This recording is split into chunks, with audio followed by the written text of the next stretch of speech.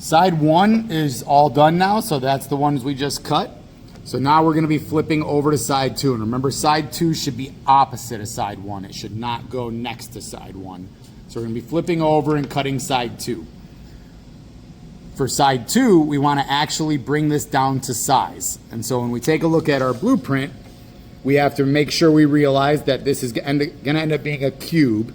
And so it doesn't really matter which one of these you look at right now, but it's supposed to be 750 thousandths. 750 thousandths by 750 thousandths. So all the dimensions of the cube should be 750 thousandths when we're done. And so that's gonna be our goal for side two. So I'm gonna bring our blocks over to the middle. It's set up just like before. I've got my parallels, everything's nice and clean. I've got my facing cutter. I'm gonna install my two blocks, two at a time. Now the difference between side one and side two for the setup is on side two, you need to tap the blocks down onto the parallels. We do not want them to float on side two.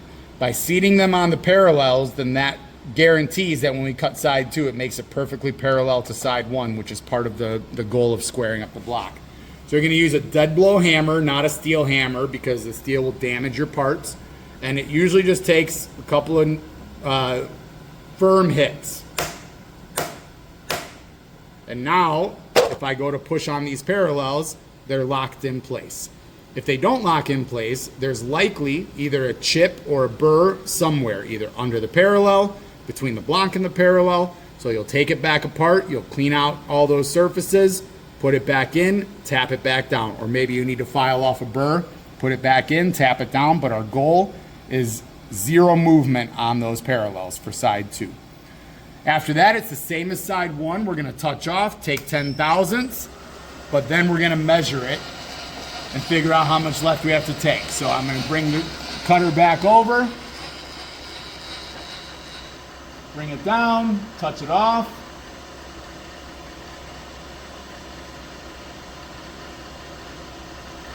So right there, just barely touched off. I'm gonna zero out my Z-axis just like I did before. Right at the zero mark. Then I can set it to 10.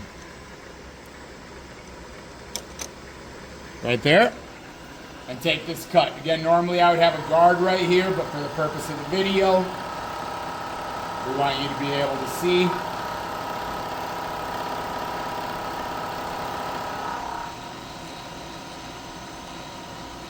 Come off nice and slow. Turn my machine off. Now your first inclination may be to just take these out to measure it, and you can, but every time you take it out, you have to make sure your parallels are clean, make sure you put it back in and tap it down and they seat. But right now they're still set up really nice, so I prefer to just use my caliper and measure it in place. You might have to crank the parts over a little bit just to get some clearance, but it's gonna save you some setup time in the long run. So we're gonna make sure our caliper is zeroed and then get a measurement on our part. So you should be able to sneak right in there. And just remember, you want a nice square measurement on your part. And at the moment, I'm sitting at 855 thousandths. And so if I were to take a look and do some math, I'm at 855. I want to be at 750 based on the print. And so that ends up being 105 thousandths left for us to take off. And so we're gonna take that in a couple of passes because your maximum is 50. And so for me, what I'm probably gonna do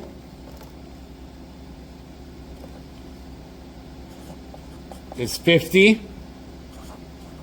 50, and 5, because for this finish cut, we want somewhere less than 10 thousandths for a finish pass. It can be up to 10. And so if we add all this together, it's gonna equal that 105. So it's gonna end up being 3 passes to take away what we need, which is based on the math, which is based on our blueprint. And so now you can either re-zero this or just do the math. I'll re-zero it to make it easy. I don't have to touch it back off because I haven't moved the machine at all since I took that cut. And so now I'll take 50. And so I just set it to where it's going to take 50 thousandths. Everything should be tapped down. This is going to be a heavier cut, but we're bringing it to size now. So just as a reminder, side 1 is just to get a clean and flat surface. Side 2 is to bring it down to size. So I just finished up the 150 cut. Now I'm going to go back to 0, which is another 50 cut.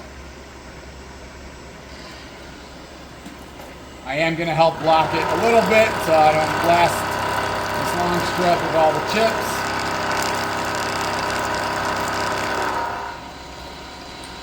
And then my last cut should be that 5 thousandths as a finish pass, and then side 2 should be complete.